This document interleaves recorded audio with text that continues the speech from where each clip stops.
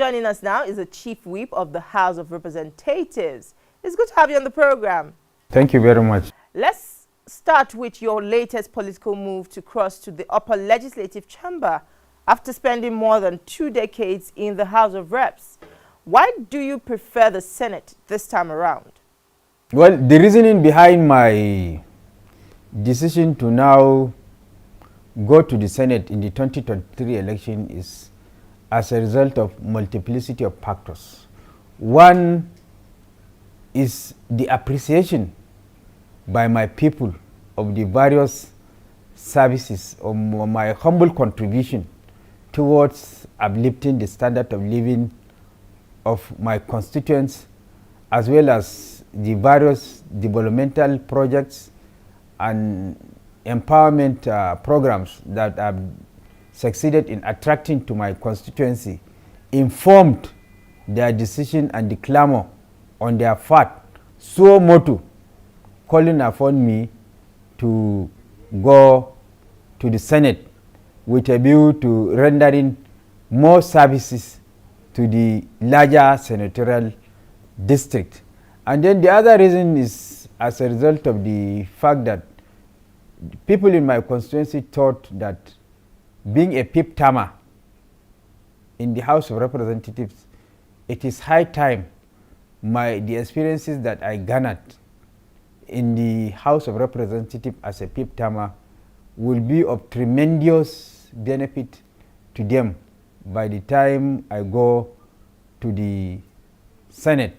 Was it a tough task to get the ticket of the party to represent your senatorial district? Definitely in such contest, in the contestation for power is not an invitation to a tea party. Definitely there has to be contest, but at the end of the day, all other candidates withdrew for my candidature and I was able to clinch the ticket of my party unopposed. So definitely, initially, there is the contestation to power. As I tell you, it's not an invitation to a tea party. Definitely, there has to be trials, travails, and tribulations along the line. But at the end of the day, all the stakeholders in my constituency, in their wisdom, decided to give me the ticket unopposed. Should we also expect to see you vie for the office of Governor of Borno State in the near future? Well, naturally, I'm not an ambitious person, and that is the main reason why I spent up to 5 consecutive terms in the House of Representatives. I'm not an ambitious politician that jumps at every election time to aspire to higher positions. My philosophy in life is that it is God that decides. It is God that decides your future. What has been predestined to happen will definitely come to pass. So I don't have any plan to be a governor of my state, but if destiny beckons upon me to be so, I wouldn't mind. But it's never my ambition or I will not take deliberate steps to be governor of my state. But if destiny beckons, definitely I will not look the other way. So what has been your experience in politics so far?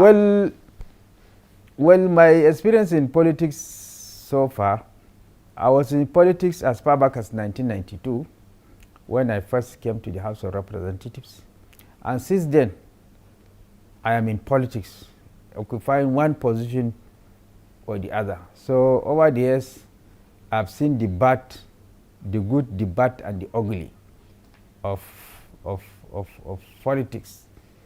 And well, generally, politics is a journey that is punctuated with trials, travails, and tribulations. It's never a a smooth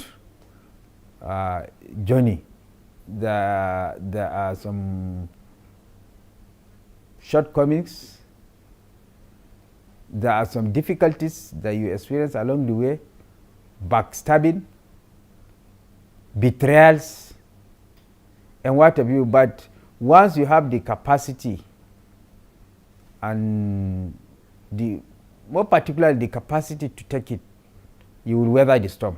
Despite your modest political successes, some people still believe politics is not for all and they consider it to be a dirty game. Well, I will not say it's a dirty game as such.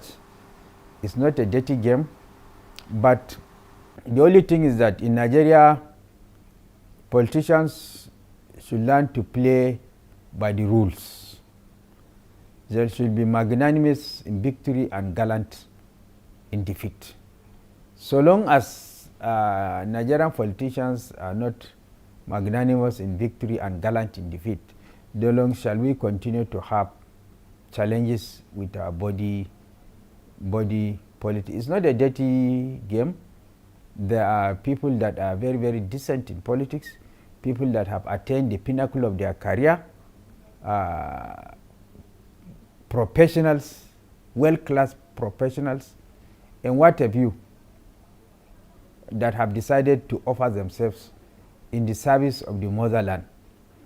But the only problem is that in Nigeria we should learn to play the game by the rules, and we should not take politics as a do or die affair, winning an election as a do or die affair, but we should all see it purely as a means of altruistic service to the people, and therefore we should be magnanimous in victory and gallant in defeat. Let's talk about the impact you have made through your more than 2 decades of legislative representation in the lives of your constituents. Well, as I told you earlier on, I have been able to attract a lot of projects. My constituency is a constituency that is arid in nature, and therefore we have a lot of problems of water supply. I've succeeded in attracting major drilling of boreholes across the nooks and crannies of my constituency, a major waterworks that has the capacity of storage of 2 million liters of water, and then 1 million liter of water reservoir that supplies my constituency. And these projects are sited in 2 local governments. I built a lot of classrooms, clinics, and a lot of empowerment programs, because my constituency is a constituency that is ravaged by the Boko Haram insurgency. As a result, people have lost their means of livelihood. They are now staying in IDP camps before. Now that they have started returning back to their respective ancestral homes to pick the pieces of their lives, it behoves on us to devise ways and means of empowering them, so that by the time they return back to their communities, they will pick the pieces of their lives. So sequel to that, and in consonance with that drive, and in identifying with the programs of our indefatigable governor, Professor Babagana Umara Zulum, who has been tirelessly working round the clock to actualize that dream, and in order to complement his vision, we have also embarked upon empowering these people that are returning back to their respective communities with a view to picking the peace. Let's talk about insecurity. Your state seems to be having some respite from terror attacks.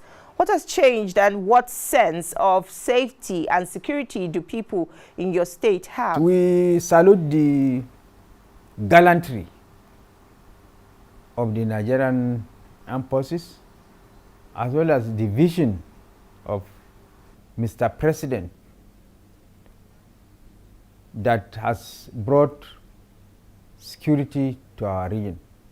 Before, even in the wildest of my dreams, I cannot think of going to my local government, which is Monguno, but today I can go to Monguno with my 2 eyes closed. Before the advent of this administration, my local government is fully occupied by the Boko Haram insurgents. they have hosted their flags. Two-thirds of the local governments in my state has been taken over by the Boko Haram insurgents, and they have hosted their flags, effectively excising us from the Federal Republic of Nigeria. But God so kind, as a result of the vision and the leadership provided by Mr. President, as well as the gallantry displayed by the Nigerian Armed Forces, which in the process they have even paid the supreme price. We salute them for that sacrifice. Today, there is semblance of peace in my constituency. People have returned back to their respective ancestral homes, and then picked their pieces of their lives. Kudos also to the effort, the zeal, and the determination displayed by our governor towards the return of the people back to their ancestral homes. So there's tremendous improvement in terms of security in my constituency compared to before the advent of this administration. Does that mean no local government is under the siege of the terror group in the entire state? Well, as it is now, there is only one local government that is under the control of Boko Haram, but it was liberated, I think, about 2 weeks ago. It was liberated about 2 weeks ago. A committee was set up by the state government. They visited the local government. They surveyed the local government headquarters to see the needs and what government can be done for the eventual return of the people, those people back to that local government. That local government, I think, was liberated about 2-3 weeks ago. How do we begin to rebuild the lives of these traumatized people, especially in terms of infrastructure and source of livelihood? Well, definitely the Boko Haram insurgency has unleashed a lot of devastation, both in terms of infrastructure, economic-wise, even social-wise into the community. And as a result of that, they are highly traumatized. These are people that have lost their means of livelihood. These are people that have been displaced, their ancestral homes. They are now staying in IDP camps. I know a lot of people that have lost their businesses, that they have lost their loved ones as a result of Boko Haram attack. So they were highly traumatized. And that is why those of us from that part of the country, our constituency project is mostly deployed towards empowerment of these people. Because they have lost their means of livelihood, they have lost everything. There is need to empower them to go back to their respective communities, start their businesses that they know, engage in farming activities to bring about the much needed resilience of the people to withstand any subsequent Boko Haram attack. We still have a lot of residents who fled in the wake of terror attacks residing in Abuja and its environs. What more can the government do to convince them to return home? Well, you know, under the Kampala Convention, IDPs and refugees, they are supposed to return back to their ancestral homes on their own volition. You cannot force them to return back to their ancestral homes because it is in contravention of the Kampala Convention. And that is why, in spite of the fact that conducive atmosphere and environment has been created by government for their safe return, that notwithstanding, government cannot force them to return back to their respective communities because doing so tantamounts to contravention of the Kampala Convention, which urges states to encourage the voluntary and safe return of IDPs and refugees back to their ancestral homes. The ninth house is entering the last lap. What more should Nigerians expect? As we wind down the ninth House of Representatives and indeed the ninth National Assembly, Nigerians should expect more robust legislations that is in tandem with their wishes and aspirations. that is going to alleviate their sufferings, as well as the Appropriation Act that is going to be presented to the National Assembly immediately we reconvene. I think the focus of the National Assembly under the 2023 Appropriation Act will be on how to alleviate the sufferings of Nigerians as a result of the high increase in cost of living occasioned by the Russia-Ukraine crisis, as well as the pandemic that we recently witnessed, which has brought about a spike in the cost of living.